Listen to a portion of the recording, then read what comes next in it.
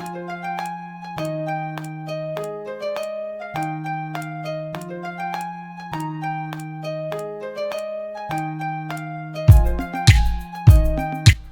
yo peeps, what's going on? Just 1.7, going to be bringing you another live commentary. Today, it's going to be a different build. Guess what that build may be? It may be called something like the most unused build. I had to try it again. It's 1.6. I tried it again in 1.5, and I had fun playing it 1.5, 1.4. So I had to try it again in 1.6 in Last Stand, and it is still awesome. If not, it's improved. This build is absolutely a beast. It's not, of course, the best build, but it's another build that you guys could slap on and have some fun with, if that makes any sense. So I'm talking about Nomad. So you guys will see the gameplay for yourself. Last Stand gameplay, I ended up going on like a 17 kill streak with this setup. It is not a bad setup. And another thing about that match is there was like 7 minutes of me just running around, couldn't find anybody because they were all either trying to grab our flag or getting their flag back. Nobody was on B, so it took away like 7 minutes. If there was more people, then maybe I probably would have been able to kill more players. But it was a great time. You guys will see the match after this video. I will be posting it up on YouTube as a separate video like I always do. This build is awesome. Don't get me wrong. Stop with all the hate, guys. Nomad, I try all sorts of different builds. I don't just try one build and I stick with it. I try many different builds, and I try to create classes with those builds that was best suit me, and then I show you guys for maybe you guys try it out, and sometimes I've even shocked you guys before. So maybe you guys might want to try this. But anyways, guys, so Nomad is it's a fun build to run, especially when you're solo, especially if you're going to be going in the dark zone solo or playing mission solo. This build will not let you down. It's a great build to use. Last Stand I played, I had a lot of fun.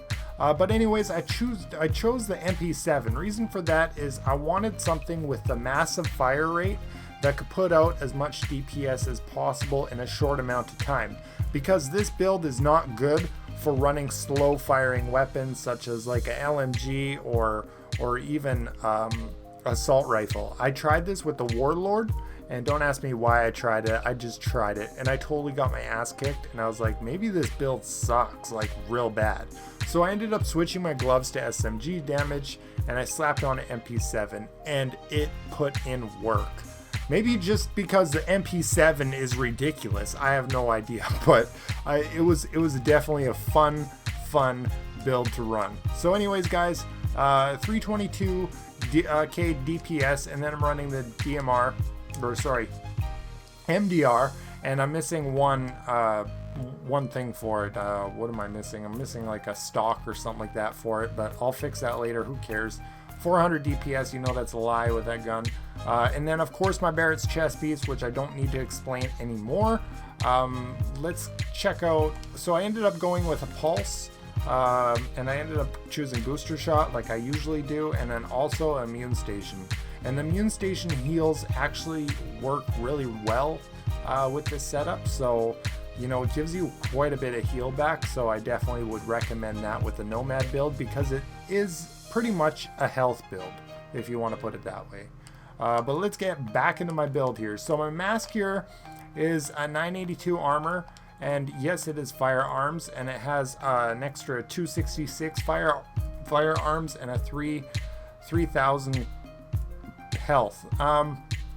As you guys can see, the firearms rate on it is pretty good as is. And then what do I have? I have a 4% critical hit chance, and then I re-rolled minor for burn resilience, because because you know, most of the time when you guys are PvPing, you guys are either on fire, or you guys are shocked, or you guys are bleeding. But you're not really ever blind, if that makes any sense. And that's what I had. I had blind on there, so I just re-rolled it for burn, if that makes any sense. My knee pads here are pretty good also.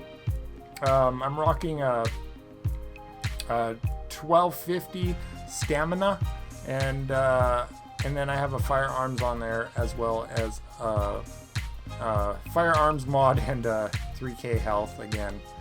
All mods are pretty much the same.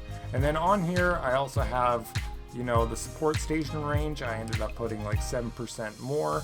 And yes, I will be creating a health build probably one of these days here shortly. My backpack here is pretty good. It's rolled at 1268, and I have another mod on there for 258, and then I have another almost 3k health on there as well. And then I'm running 2 pieces of first aid self-heal because they do count for your boosters, and I'm not sure if they counter with your immune station or not, but I do know that they help for your booster shot because you don't really get a lot of it when you guys are, you know, when you guys use it. So anything helps. My gloves here are pretty good, but the firearms roll on it is bad. I got 1156 firearm roll, which is, I could get it, like if it was like 1260, it would give me an extra 100, but unfortunately I just have not got any. And my SMD damage on them is savage. It is a beast. 1000 roll, and I think the max roll you can get on SMG gloves are like 1001 or something like that. So definitely like those. My holster of the Nomad, guys, is pretty good. Everything is over 1200. I could have re-rolled one of them and got like a little bit more, you know, but I was like, no, I'm gonna just stick with critical hit chance because I already have critical hit chance on my mask. So my mask and my holster right there give me an extra 8% critical hit chance, so that's pretty good. I would rather get critical hit chance with this setup because it's just, it needs, like, you have to be able to, you know, at least put up a fight. But if you guys are going to try this build, do not run it with assault rifle. I'm telling you that right now. Just don't bother. It's not worth it. You will get wrecked. But anyways, guys, that's about it. So I hope you guys enjoy. If you guys do, then please drop a like button. Until next time, peace.